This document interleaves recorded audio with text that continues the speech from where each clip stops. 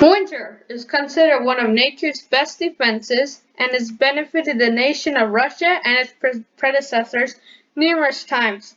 However, there was a time when Russia got a taste of its own medicine during the Winter War against the Finns.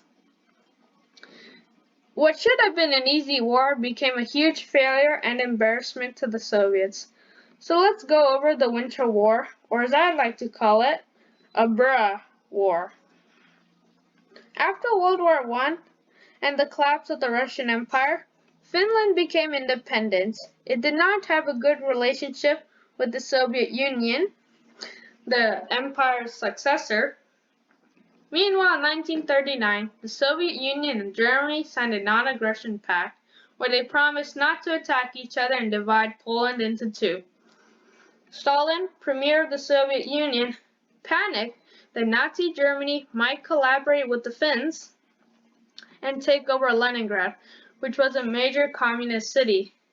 So he went over to Finland and said this: "Give us some of your land and some military bases." No.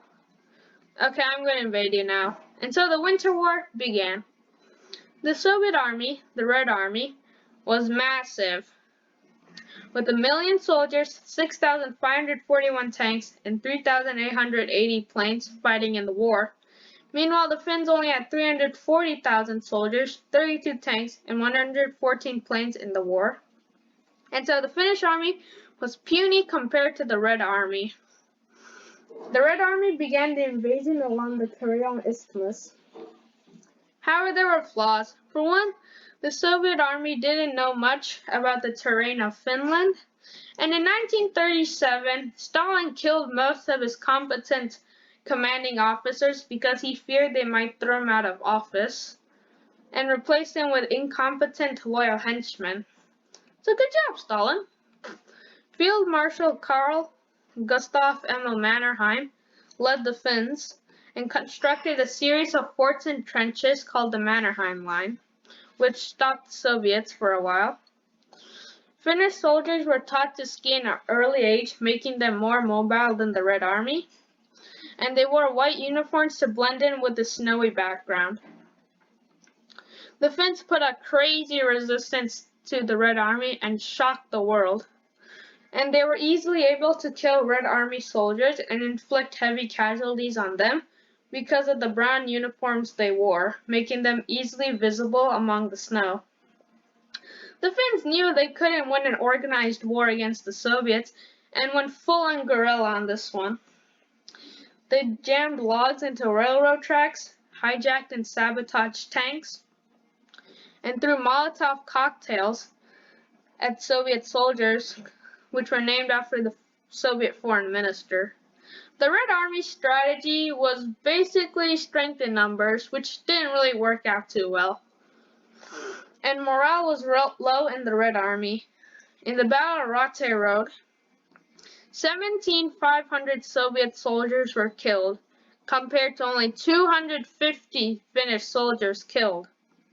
Simo Häyhä, or Corporal, is famous for, in the Winter War, killing 500 Red Army soldiers and is considered one of the best snipers in history. The West was just raking it in from the sidelines. Stalin was pretty furious the war wasn't going anywhere and replaced his commander with the more compatible Semyon Timoshenko, and soon his forces were able to override the Mannerheim Line. By this time, however, Finland was exhausted. It was simply too small.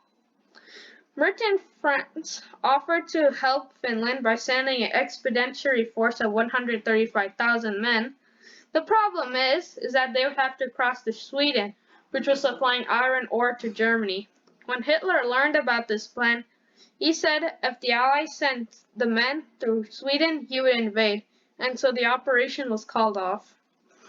The Red Army was now making huge progress, and the Finlands had to sue for peace. The Treaty of Moscow was signed to end the war, and Finland lost the Raibaki Peninsula, Karelia, the Hanko Peninsula, some part of Sala, and the Gulf of Finland Islands. In the end, 126,875 Red Army soldiers were killed, while only 25,904 Finnish soldiers were killed. The Red Army did very poor in this war and became a huge embarrassment to the rest of the world. Adolf Hitler, seeing the incompetence of the Red Army, decided to invade the Soviet Union in 1941, hoping for an easy victory. This did not go well, as the Red Army found most of its flaws and reformed the army itself. Finland would also join, not directly with Nazi Germany, but to regain lost land during the Winter War in what they called the Continuation War. In Leningrad, the whole point the war even existed in the first place would be under a brutal siege by Nazi Germany and not by the Finns for 3 years, making this whole war completely pointless and officially making it a bois war.